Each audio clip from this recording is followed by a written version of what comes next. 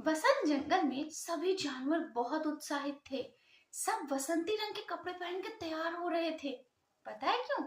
क्योंकि राजा ने अपने महल में वसंत पंचमी की पूजा रखी थी और सभी जानवरों को बुलाया था। फिर क्या, सभी जानवर वसंती रंग के कपड़े पहन के जा रहे थे। बंदर भी जा ही रहा था कि चिड़िया ने उसे रोककर पूछा, क्यों भाई, कब तक महल पहुंच रहे हो? बंदर ने कहा, बस सभी जानवर आ जाए तब फिर पहुंचते हैं। वैसे तुम वसंती रंग की साड़ी में बहुत अच्छी लग रही हो। धीरे धीरे करके सारे जानवर इकट्ठा हो गए। फिर सभी राजा के महल पहुंच गए। वहां जाकर सब प्रतीक्षा करने लगे कि कब पूजा होगी। जिराफ को तो बहुत जल्दी थी क्योंकि उसे भूख लगी थी।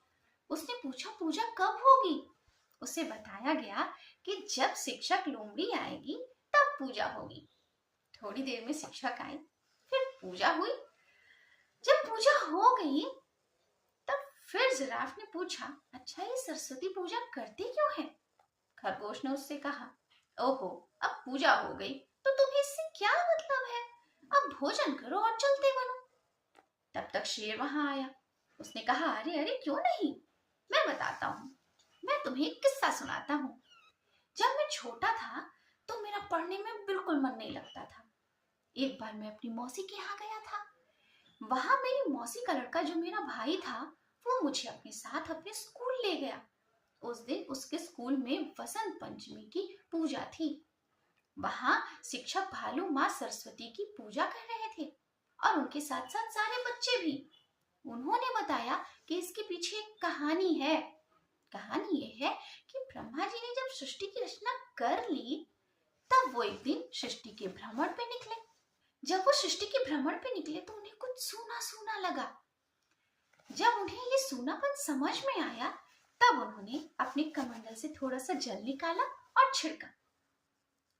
उस जल से माँ सरस्वती की उत्पत्ति हुई।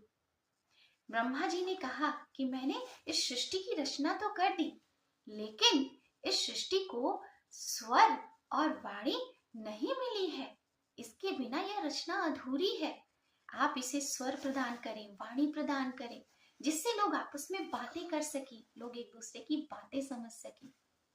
माँ सरस्वती जो अपने हाथ में वीणा और पुस्तक लिए रहती हैं, उन्होंने अपनी वीणा की झंकार से इस सृष्टि को स्वर दिया, वाणी दी। और इसीलिए वसंत पंचमी के दिन हम माँ सरस्वती की पूजा करते हैं।